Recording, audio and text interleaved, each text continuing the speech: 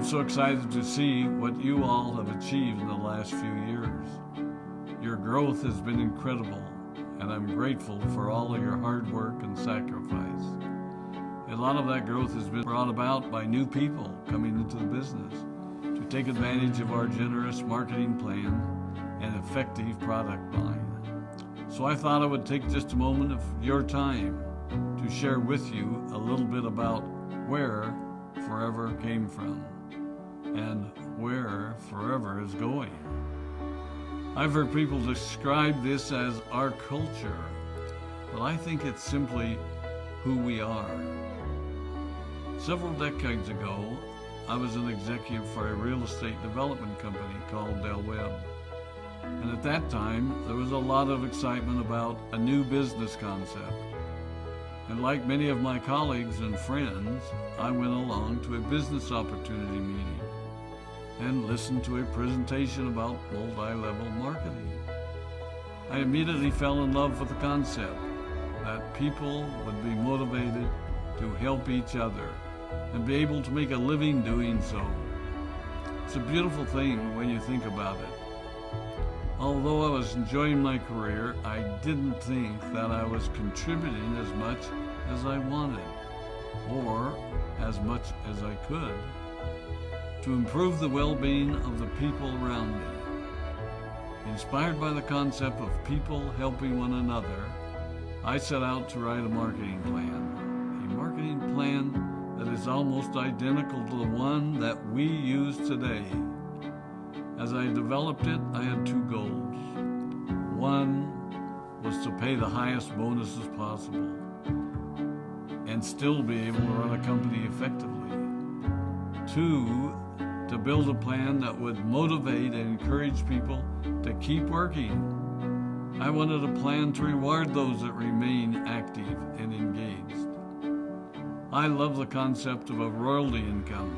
However, I believe that it's good for our souls to work hard. People who work hard are happier. Of course, if you work hard, you should play hard. And that was one of my motivational factors in starting Forever Resorts. It was to give people the opportunity to spend time with their loved ones and experience the wonder of nature. Next time we're together, maybe I can tell you more about my passion for our resorts, our rare animals, and spectacular natural resources. So, with the marketing plan prepared, I needed to find a product.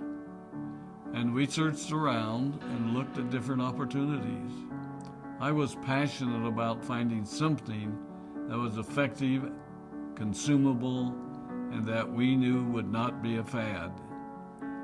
During my search, I met a group of doctors who had developed a method of stabilizing aloe vera. They convinced me of its efficacy, and we began testing the product, and were amazed by the results. We were in business. We had a fair and balanced marketing plan, a consumable, effective product, and the third ingredient, an absolute conviction that we could make a difference in the lives of the people around us. And while it might have been a bit presumptuous, we honestly believed that we could make a difference in the world.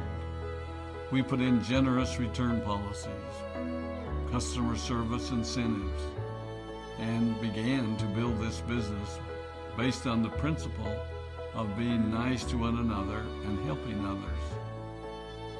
The success was incredible, and we grew rapidly until Christmas of 1982. I was sitting at home with the family, and the phone rang. They informed me that there had been a freeze at our aloe plantations in Texas, and that all of our aloe was destroyed. I immediately went to the airport and flew to South Texas to see what we could do.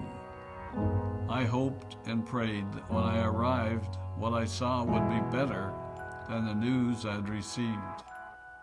But that wasn't to be the case. We had no aloe, and the business immediately began to suffer. There were some FBOs that left, but more importantly, there were those that stayed. It was a tough time for us. We put everything on the line to stay in business, and there were many sleepless nights. But we were convinced that what we were doing was right. We decided that this would never happen to us again. We flew out to the Dominican Republic and purchased as much land as we could and began planting aloe in one of the safest weather zones in the world. In addition to the acres of plantations in the Dominican Republic, we now have plantations in Mexico and South Texas. It was a tough lesson to learn.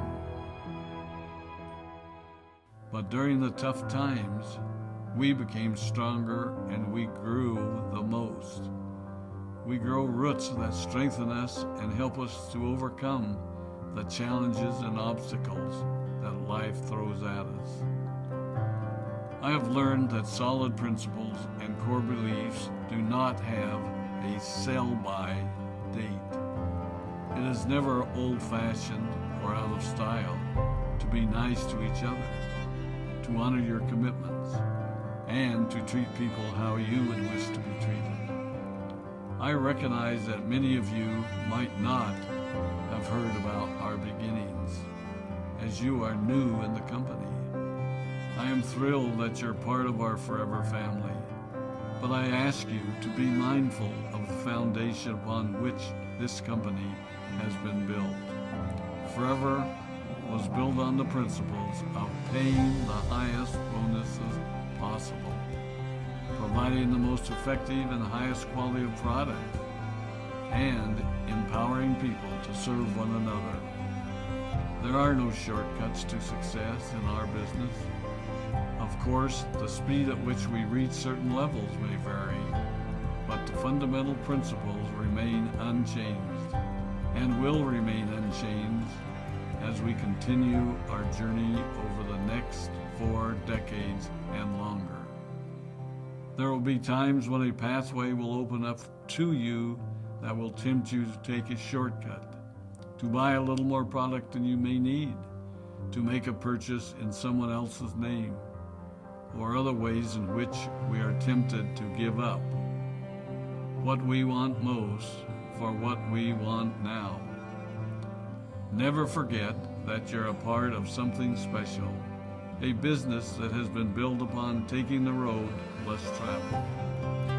It may not be as fast and as shiny as you might want it to be, but take it from me, the road less traveled is more rich, more wonderful, more fulfilling, and more lasting than you can ever imagine. We love you, we appreciate you, we are proud of you. My name is Rex and I